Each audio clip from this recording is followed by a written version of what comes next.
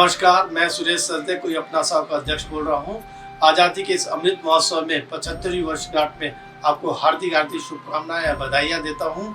इस स्वतंत्रता दिवस में कितनी आज़ादी मिली, कितनी हमको खुशियाँ मिल रही है, क्योंकि ये 75वीं वर्षगांठ में हमको बहुत देश के लिए, बहुत हमने जनहित के लिए बहुत अच्छा कार्यक्रम किया है। और मैं कोई अपना साहब में सिकलीन बीमारी, थैलीसीमिया बीमारी, इसको जड़ से घटाना चाहता हूँ। देश में पूरी ये बीमारी हट जाए और लोग स्वस्थ रहें, इसी के लिए मैं शुभकामनाएं देता हूँ। धन्यवाद।